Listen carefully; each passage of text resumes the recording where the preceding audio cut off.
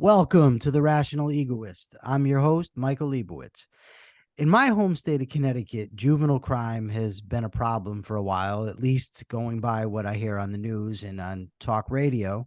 It's also a topic that's interested me ever since, well, I was a juvenile offender myself. And today's guest is here to help us sort out juvenile offending. For 28 years, she was the director of court services for the Alexandria Juvenile and Domestic Relations Court in Virginia. She works in the field related to juvenile justice. Lillian Brooks, welcome to the show. Thank you. It's Good to be here. it's great to have you here. So let's jump right in. What can you tell us about the history of the juvenile justice system?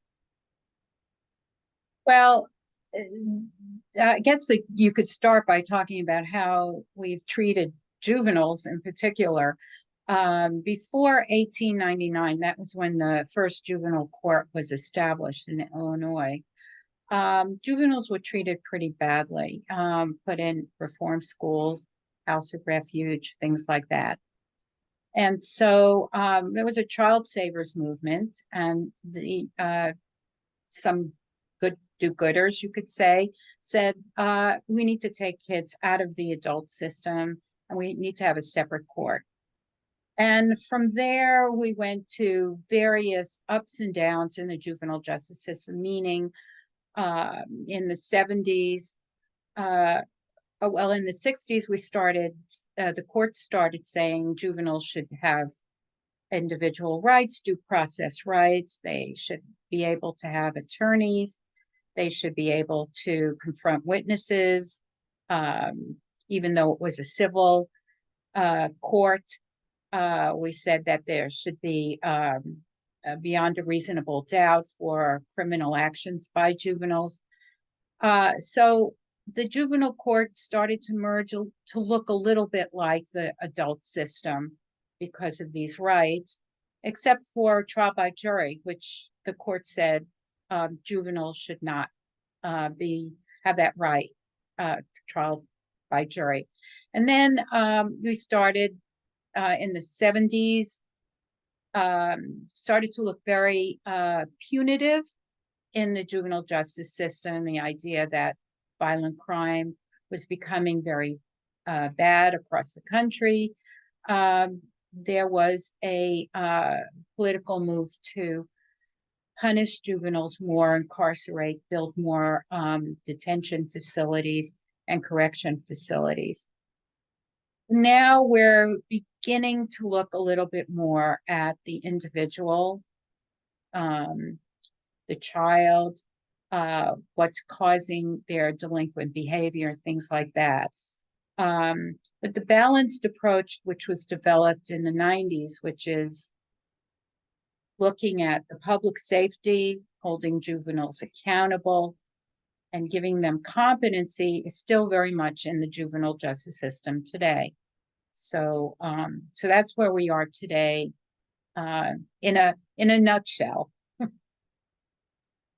What are some theories about why young kids, teenagers, adolescents commit crime? Well, I got to tell you, Michael, there's about, I would say, something like 15 different theories. And it's been my personal experience that probably the one that I think is most important is the life course theories, the pathway theories, which these are theories that say that we react as humans to things that happen to us during our lives, and things that we're our environment, our social and mental experiences influence our behavior later on in life. So I have to say that looking at juveniles individually is a better way than saying all juveniles who live in poverty are going to be delinquent. All juveniles who do X are going to be delinquent, which some of these theories talk about. And I think that some of their theories applies to juveniles and some don't, and or delinquent juveniles. So I am more of a proponent for looking at the individual and not so much the theories. Theories are useful, but they do not define the entire juvenile delinquent population. I like that you say you look at the individual. When I was growing up and I was getting into trouble as a even pre-adolescent and adolescent, I can't. I mean, I had a rough upbringing, sure, but ultimately, I valued getting in trouble. I was attracted to the kids in my neighborhood that wanted to break the rules, break the law. There were kids in my neighborhood who didn't do those things. We thought they were squares. We wanted nothing to do with them. My friends and I, we wanted to get in trouble. We wanted to vandalize, steal, just wreak havoc. And that was it. And we could look all day and night for explanations. And some people will say, well, Leibowitz's parents were drug addicts. But like you said, I could point to plenty of kids whose parents were drug addicts who don't do the same thing. I can point to people who have experienced far worse situations than what I did, but didn't turn to crime. I actually am of the school that searching for causes is pretty much a dead end. And it's much better to focus on what we can do with a person here and now to try to help that person move forward. Just like in my own life, I don't need to know why I've done everything I've ever done in order to start making better decisions. And I think that's what it comes down to, is to help juveniles and adult criminals as well learn to think more accurately about themselves and the world around them, help them to make better decisions. I think that's far more productive than searching for causes, whether they be genetic, environmental, sociological, psychological, whatever. I do. I think it's better to go to the individual and try to help that individual to grow. Now, but you said something about the life course or life pathway development thing, and you also mentioned how some kids, they commit crimes in poverty, some don't, and it's also true that most kids grow out of it, Mm-hmm. and some don't. So why do some kids, or most kids even, grow out of juvenile delinquency, whereas a few, and there's technical language, right? There's adolescent limited offenders and life course persistent offenders. Life course persistent offenders are people like myself. Like I said, my friends most of them got into trouble with me when we were juveniles, but the vast majority of them grew out of it, got Right. jobs, have families, whatever. I didn't. Why is that? Like, why do some people just not grow out of it? Or maybe it's better to say, why do most people grow out of it? Well, there hasn't been a whole lot of studies about resilience and why some kids for example, live in poverty and become doctors, and other kids become criminals.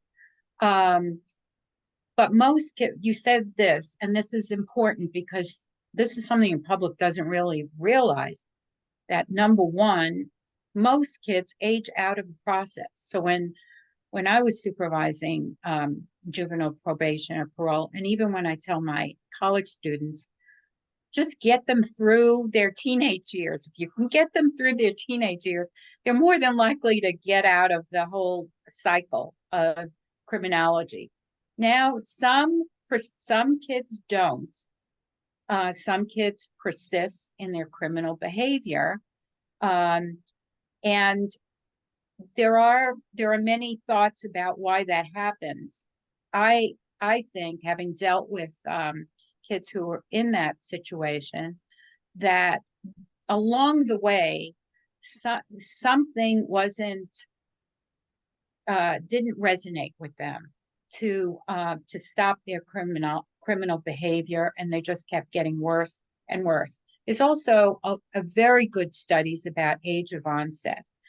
Kids who start their criminal behavior at a younger age are more likely to persist and get into the adult system. Another thing that we're seeing is a very small percentage of kids commit violent offenses. I think it's 4% now. It's a very small amount. Most of the criminal behavior is property offenses by juveniles. So it seems to me on the other hand, why are so many kids going into the adult system? I wrote an article, and this is probably getting off the subject a little bit, but I wrote an article about wavering into the adult system and using plea bargaining agreements in the juvenile justice system. And my thought is that a lot of kids who have committed a lot of offenses, they're chronic offenders, end up in the adult system only because they are victims of plea bargainings between attorneys. A prosecutor has a lot more leverage now because of in the 90s, there was prosecutional automatic, they could make decisions on who goes into the juvenile justice system. And they've used plea bargaining to tell defense attorneys, look, if you don't get him to say he did this offenses, I'm going to ask the judge to bring him into the adult system. And a lot of kids won't admit that they committed a crime. A lot of them are innocent and are just standby. So they end up in the adult system. And I think at that point, it's important for us to do what I just said, to find out what is causing this behavior and what do we need to correct it? How do we need to look at the juvenile? And when that process takes place, that is exactly what doesn't happen. It's about the offense and not the individual.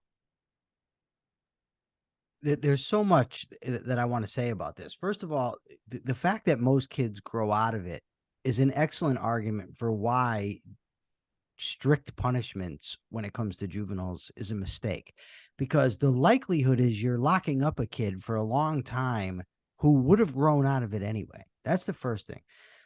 But the other thing is this whole charging children as adults thing drives me absolutely bonkers. Because as a child, you can't buy cigarettes, you can't buy firearms, you can't rent cars, you can't drive cars until you're 16 years old. You can't consent to sex. It varies by state, but there's different ages. There's all sorts of things that you can't do. Voting, because we assume that children aren't equipped to make these decisions. But then you have a kid that makes the most irresponsible decision, shows how irresponsible he is, and all of a sudden it's, oh, well, now we need to charge him as an adult. That to me is the height of absurdity. On the flip side of that is now there's a movement based on the neurological studies, the brain science, that shows that our moral development, our full capacity to see into the future, to plan ahead, isn't developed until we're, I think, 25 years old. And so there's some people in my state, Connecticut, there's a push now to stop charging people as adults until they're 25. To me, that's just as absurd, because it's not like you go from 24 and then a switch goes off in your head at 25 and you're completely responsible. The brain isn't completely developed till you're 25, but it's also not completely undeveloped. I read a book and they recommended it. I thought it was a great idea that instead of having two categories, children and adults, that there should be a third category, adolescents, because adolescents are not children, but they also don't have the capacity that adults have. What are your thoughts on that type of idea of having more than just a binary of childhood and adulthood? Well, I think as a society, we see adolescence as a subgroup of childhood, I guess you could call it. And I think that I do look at the biological issues of brain development, and I do see that adolescents make decisions that are risky. They're risky behavior, not really thinking about consequences or what could happen in the future. And so they are more likely to make irresponsible decisions. Should we penalize them for making mistakes like that in their adolescence? I don't believe that that helps society. or the individual. And I don't know that I want to make I don't know that it makes sense to make a subgroup of adolescents. I don't think it would make any difference whether we did that or not. But I do think we should look at the age in which we consider individuals in the juvenile justice system as opposed to the adult system. Now, I don't know what they do in Connecticut, but I know, for example, in New York, it's the age of 16. After 16, you're treated as an adult. In Virginia, where I am, it's 18. It's different wherever you go, whatever state you're in. And I think that is an issue that needs to be looked at.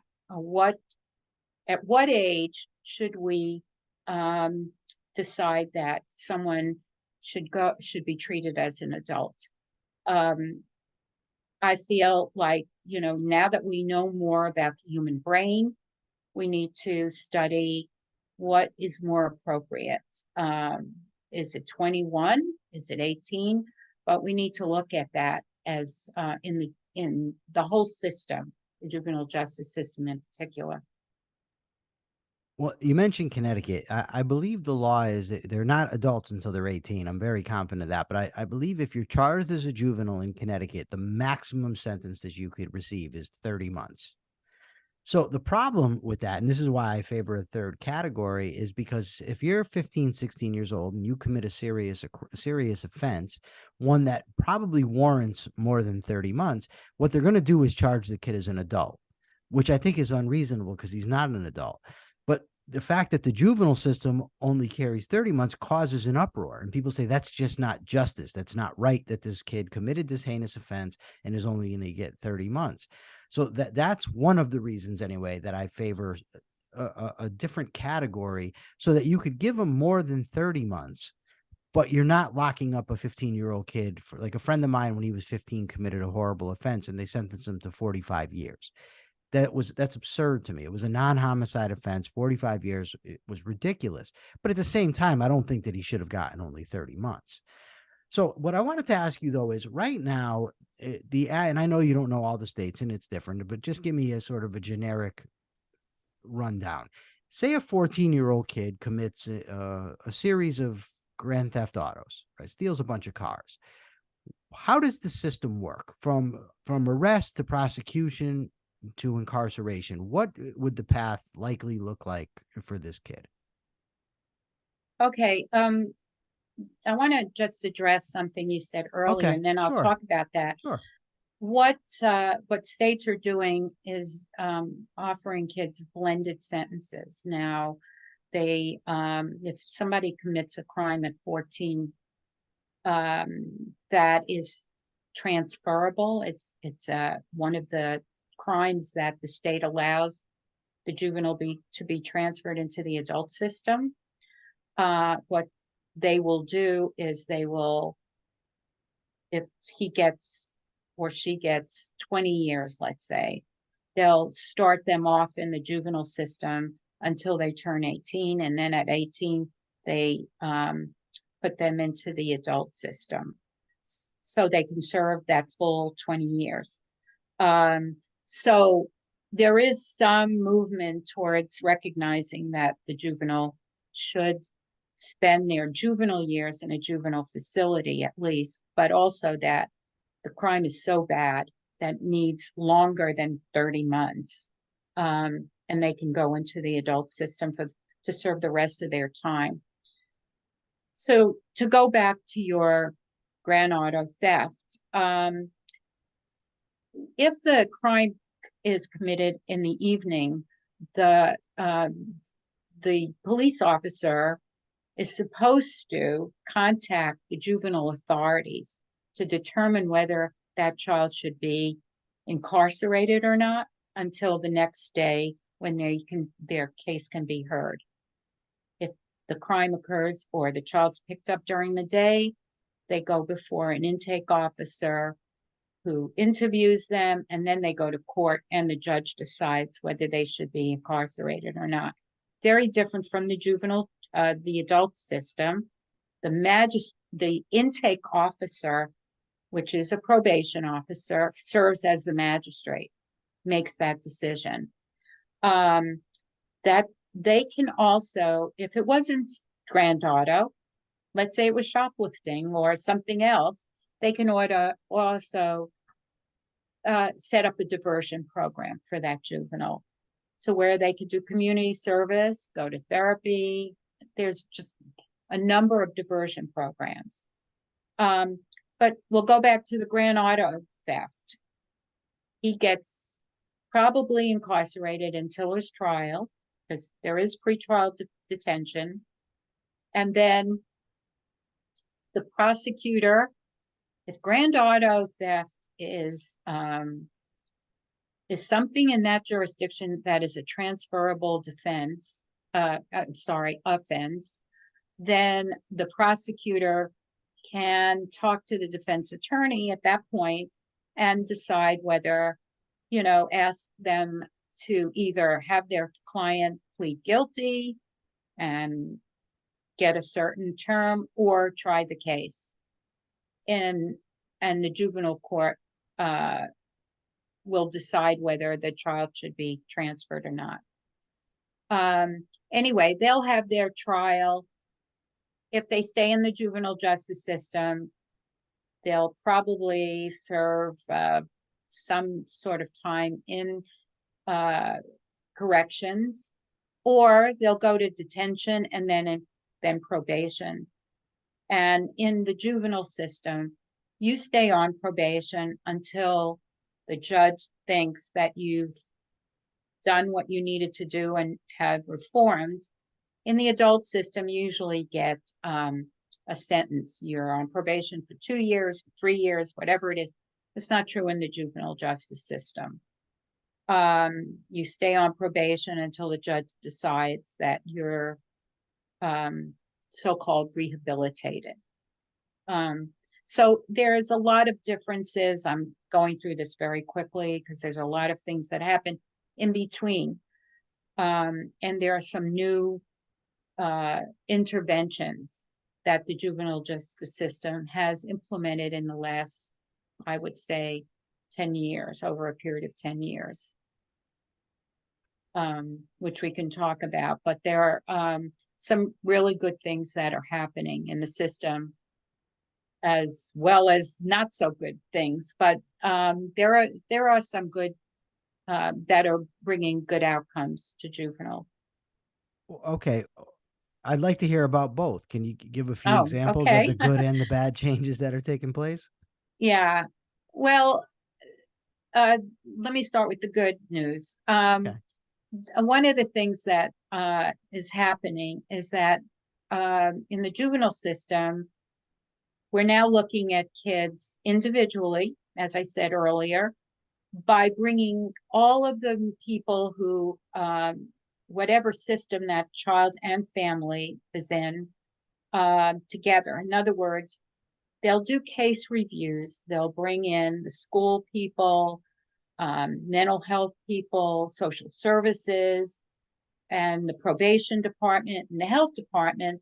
They all meet together to talk about what needs to be done to help this child and family, to stop the criminal behavior, give them supports, things like that. I think that has been very helpful in for the family to meet with these people and then talk about what each system is going to do, and so that there's no overlap and that the family isn't going from one place to another. So this is the medical model. They call this the medical model of looking at the whole picture and coming up with a plan of action. I think that's helped in a lot of ways. The other thing that I think has caused a big change in the juvenile justice system is that we've known for years that most kids that come through the juvenile justice system have one thing in common, in that they have been traumatized in some way. by child abuse or neglect, or a dysfunctional family, poor parenting, a parent who's in prison, seen somebody who's been shot, things like that. And so the therapy itself has changed. So the therapy that kids will get into is trauma-informed therapy, um, where where the child is learning to deal with whatever trauma, and they might not even realize that they have experienced a trauma. And this therapy helps them to navigate that. And a lot of times the parents of these children have their own traumas and they've been untreated. And so the system will deal with the parents or the family members who are guardians of the child in the same way. And so that gets looked at. And some of the methods that are being used for a lot of people who have PSTD, have been very effective. And these and now is being implemented for these young people. So these are some of the things: restorative justice programs and mentoring programs. We had I think, phenomenal mentoring program where we put young people with professionals, or even people in their community. They don't have to be professionals, and they will work with them. They tutor them. They do a lot of activities together. They go to events together, and they form a bond. And it's sort of putting them with an individual role model that they can see hope for their future, which a lot of these kids do not have hope for their future. They don't. They have a very low self-worth. They really don't think that anything good is going to happen, and a lot of times they think they're going to die at a young age. So putting them with a good role model helps them develop their self-esteem, and also move on to, see themselves as being able to accomplish good things. And the third thing I think that's good that's happening and is the prevention programs.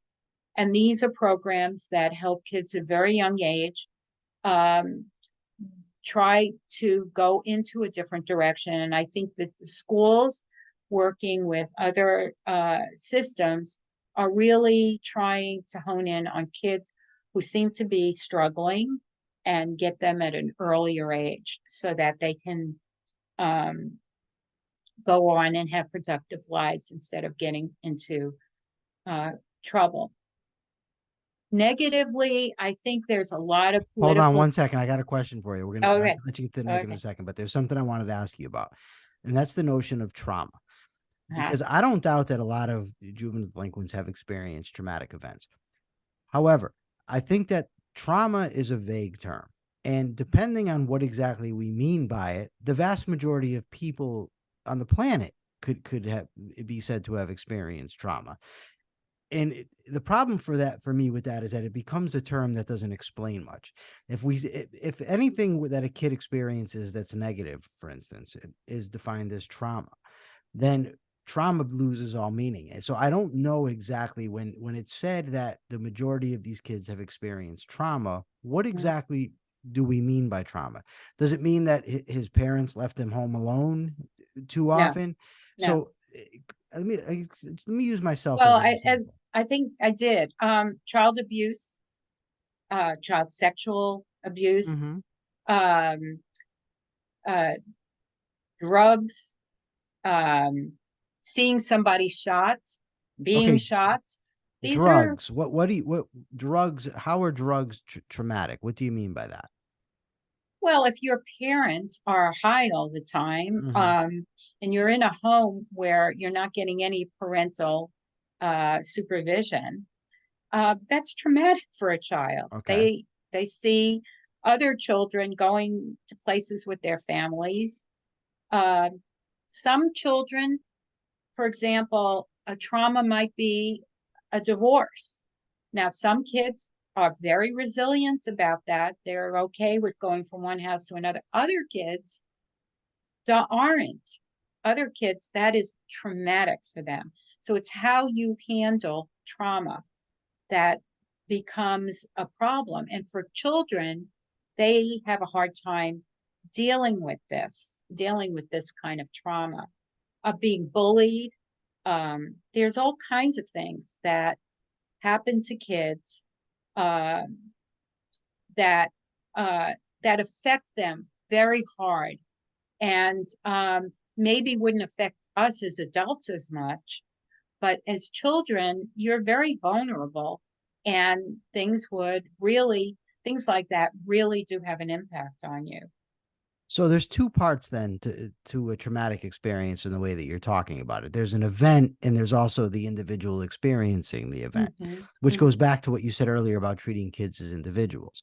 So it's not necessarily something that can be objectively described as trauma. It's an event that's experienced as trauma by the kid. Well, the reason it's important to me is because I'm while less so for kids, I'm a believer in the responsibility of individuals. Now, obviously, you're talking about a 7, 8-year-old kid. That kind of goes by the wayside. He's not responsible, or she's not responsible for her behavior. But as we grow, we are responsible for how we deal with events. And the criminal population, and juvenile criminals too, I would assume, if I'm going by my own experiences and what I've read, is that it's the way that they react, the way that I reacted to situations is not the norm. So I might indeed have experienced something as trauma, but that's not enough to make me commit a crime. There's a whole sort of web of things that takes place, right? There's my experience of an event as trauma, which another kid may not experience as trauma, but then there's also the reaction to it, because not all kids respond to trauma by committing crimes. That's dependent on other factors as well, individual personality, values, etc. That's the only reason I think it's important, because it's important to me that I'm not promoting an idea that there's this causal relationship, that you have a trauma and you have crime, and therefore the person's not responsible for the No, behavior. what I'm saying is that when the kids in the juvenile justice system, the majority of them have had trauma. I'm talking about kids who have already committed crimes. I'm not talking about kids who haven't committed crimes. And you're right, it is how you react to the trauma, whatever that is. And not every person who has a trauma becomes a delinquent. But I'm only dealing with the kids who are already committing crimes. Yeah. And those kids, the majority of them, are involved also in the social services. That's why we've combined all these systems, because they're all involved in this. They've been involved in social services while they were children. And so that's why, so there, I am making a differentiation between those who've already committed crimes and those who haven't. And that's what we see with that population that I'm talking about. Okay. So before I interrupted you, you were going to get on to some of the negative changes that have taken place in the system. So what are they? What are a few of those negative things? Yeah, the juvenile justice system, like a lot of things, is a victim of whatever the political game is. Having worked for the state of Virginia, I could tell you it was very schizophrenic. If we had a Democratic governor, we went one way. If we had a Republican governor, we went another way. It was just so schizophrenic. And I think if you convince people that juveniles are, they're out there killing people, a menace and all this other stuff, you're going to have a very punitive system. People are going to push for a punitive system. And I think that this business of transfers is very negative in the juvenile justice system. The way we do our transfers are there are automatic transfers to certain crimes. When a juvenile is held for a crime, the probation department does what's called a home study or a social study, and they look at every aspect of this juvenile's life. And then they make a recommendation to the court based on that.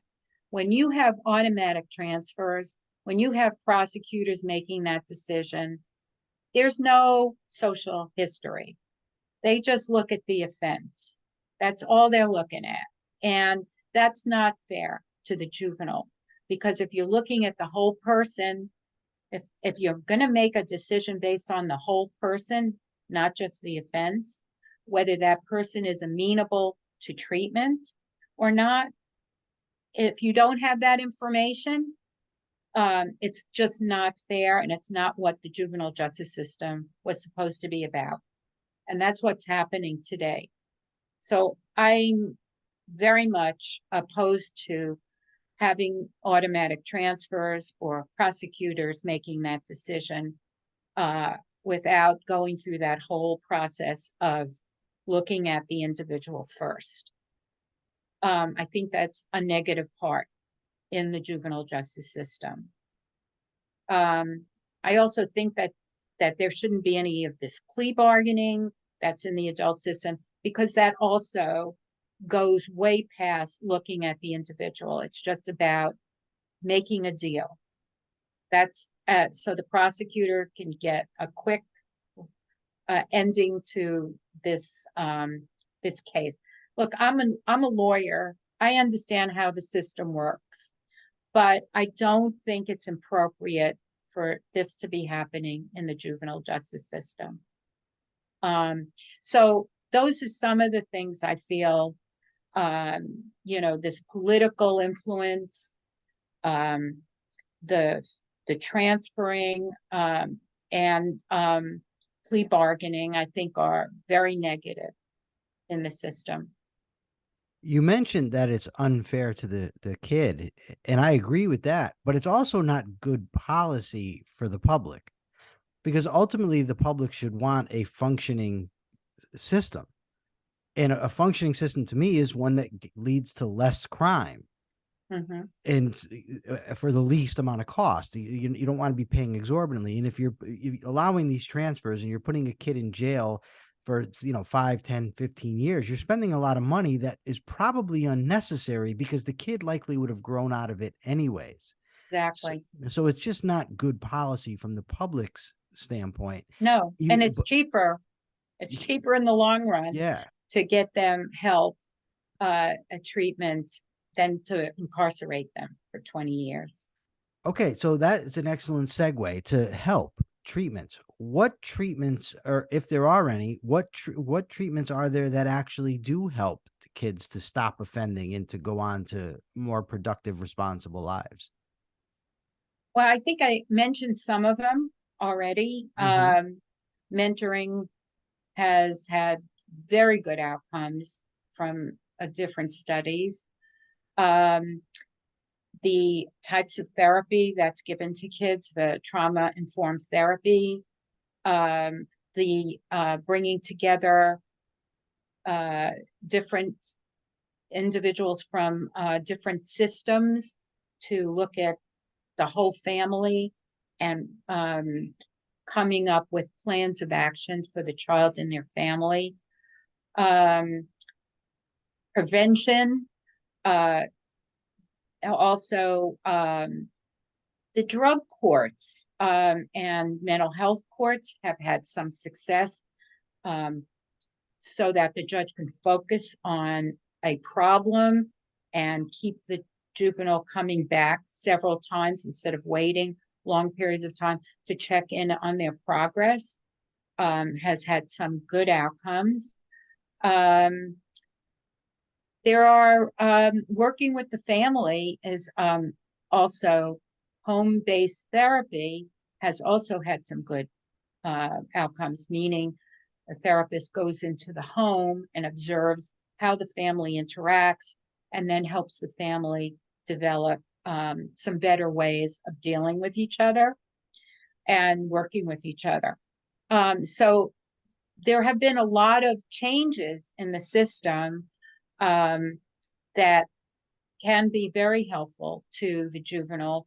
And I think even the schools are trying their best by providing more special ed tools um, to help kids who are struggling in school, because having failures in school can be the biggest predictor of delinquent behavior. Kids drop out at an early age.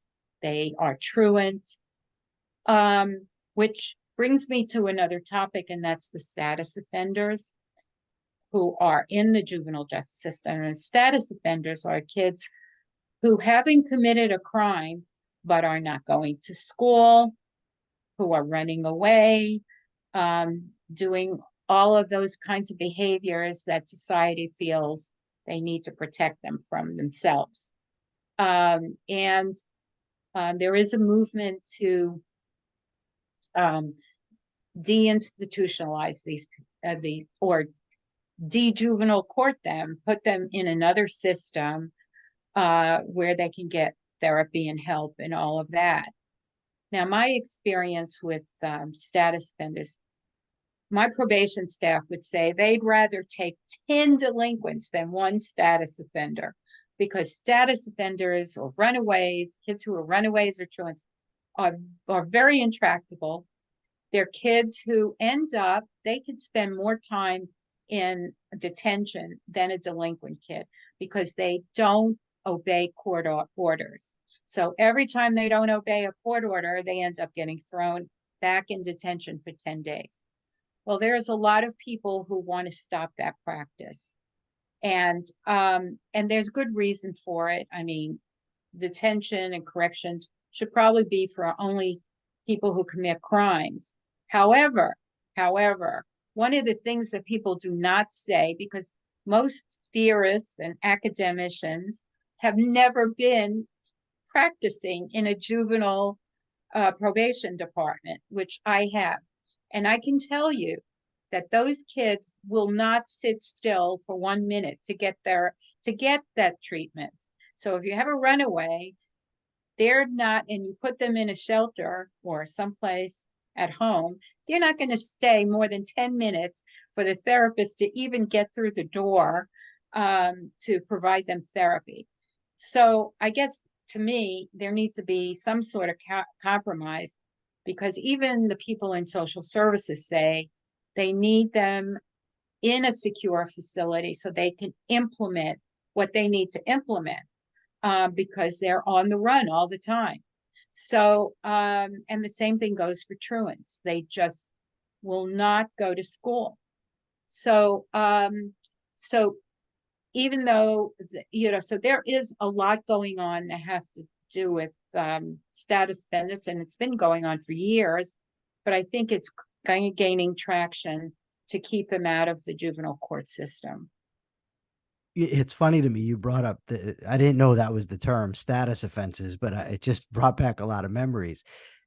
My high school guidance counselor, I was put on probation for disorderly conduct, breach of peace, stuff like that. And I was 15, and I was not having school. If I had to go, I was disruptive in the class. Other kids weren't learning. Would skip school. I wasn't going. And I was basically conned by my guidance counselor. She told me, well, go look at this hospital in Connecticut. It was Elmcrest Hospital. And maybe you can go to school there, but you don't have to. Just go in and look at it. I said, okay, I'll go look at it, because I'm thinking I'm not going. So I don't care. And then we got there, and my guidance counselor said, okay, if you don't agree to go here, I'm telling your probation officer, you're going to be violated and you're going to be incarcerated. Well, for one thing, now I learned I can't trust my guidance counselor, which is never a good thing. So I agree. Okay, I have to go to the school. And then what I did, when the bus showed up in the morning, pulled into my driveway to pick me up, I ran out the back door. I just was not going to go. And there's nothing they were going to do to make me go. If a kid just is intractable, like you said, you can't make them be tractable. I don't know if that's a word, but I'll use it. But now, for me, I was committing other offenses as well, so the analogy isn't perfect. But if a kid isn't harming anybody and he isn't stealing or beating people up, then what is the point of locking him up just because he doesn't want her up, because he or she doesn't want to go to school? That you're right. That it just seems ridiculous. Well, in my experience, the school at the juvenile detention facility was an excellent school. It was, and it would deal with kids who were delinquent. So you'd have teachers who knew how to deal with kids who were delinquent. And and we had many, many kids just like you who we couldn't, you couldn't keep them in one place. If they didn't want to go to school, they didn't want to go to school. So if we put them in detention, I had a lot of kids in detention who were in that category who started to feel good about themselves once they were in a school setting where they started getting good grades and succeeding and doing well. The problem was putting them back into the same setting. So my feeling was that what you needed to do was to put them in a vocational program where they could learn a trade and they didn't have to worry about, going to history or wherever that they didn't want to go to, but they learned to trade and they were using their hands. We had a program, we had a boat builders program, and we put a lot of these kids into this program where they would build boats. And they would have a mentor, which would help them build this boat, and then they would sell the boats, and they could use the money whichever way they wanted to use the money. But they learned carpentry, and they also learned math. It wasn't called math class, but they learned a lot of math by building those boats. And when they completed the program, they went into carpentry apprenticeships with the union. They went into all kinds of skills. And they didn't, and then they went for, and that program helped them get a GED. So they didn't go back to the same setting that they were resistant to going back to, because why would you put a 15-year-old who is working at a 6th grade level in a high school class and expect them to be successful? That's not going to happen. So, so programs like that boat building program and programs like that is what I advocate for. Some program to help kids learn a trade that they can get productive with. And then they're learning things that they would probably learn in school and they don't even know, they wouldn't even call it math, but it is math. So, so that's what we tried to do and had very good success with that boat building program. It's still going on as far as I know. When I was doing research into juvenile offending, I came across a program that I was very impressed with, multi-systemic treatment or multi-systemic therapy. Basically what it is, it's an integration of cognitive behavioral therapy with family systems theory. So they'll send basically a team into a kid's life. So they'll observe the kid in his home, in his school, give him counseling. And the savings at the time I first read about it, I don't know what it is now, it's been a while, was 5-1 compared to letting this kid go into the system where he would be doing time in a juvenile facility or something. And I thought, wow, you're reducing recidivism to the point where you're saving so much money. So you're reducing crime, you're saving money. And at the time, I had a relationship with the juvenile prosecutor here in Connecticut, the chief juvenile prosecutor. I was in communications with him, and I asked him about this, and he said, well, we do use it, but probably not enough. And I thought, just that's such a shame that when you have programs that work, that they don't get more implementation. And I think it's because of what you said. It's politics. Politicians feed off of public fear. They sell them theories about crime that don't make any sense, but people don't know, and they just want to be safe. And I can understand that. And it just leads to bad policy. Right. And we got trained for multi-systems therapy. It was overwhelming for a lot of families. It's in your face a lot, but one thing that you have to understand, there's a lot of programs that are successful, but they just don't have didn't have anybody to do a formal evaluation. With multi-systems therapy, They had a contract with the Office of Juvenile Justice and Delinquency Prevention to pay for somebody to go in there and do extensive evaluation of their program.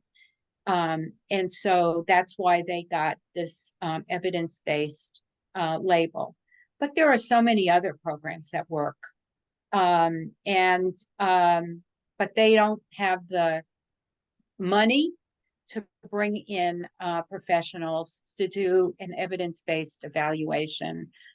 So yeah, multi-systems work for a lot of places, not so much for others, but it has to be followed a certain way.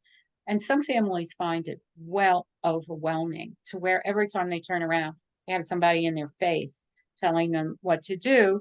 And we don't want to do that in the system because it sets people up to fail. You have all these rules you have to follow. You have to do all of these things. And that's some of the problems with probation. Putting too many rules on people sets them up for failure. And so you have to, be measurable about how you go into families and to their lives. And I don't have anything against multi-systems. I'm just saying there are other things you can do that are just as successful. Well, I mean, just functional family therapy was another one I came across, Mm-hmm. but just Yeah. multi-systemic therapy is the one that stuck to me. Okay, before I let you go, is there anything that you didn't get to say? Any questions I didn't ask that I should have? No, I think that we probably covered the gambits and but of course this is a nutshell of the juvenile justice system. There's so much more to it, and I don't want to leave you with the impression I told you everything you needed to know. So Okay. Do you have but a thank you. website? Do you have a website or a blog that anybody can go I to? No, I don't. I teach at George Mason University, so you can reach me there. People can reach me there. All right. Well, thank you very much for coming on the show. And for now, this is the Rational Egoist, Michael Leibowitz, signing out. And remember, I would love to hear your comments. Love to hear you about your evaluations of the show. What do you think? If you have any questions, post them, and I'll do my best to answer them. Thank you very much. Until next time.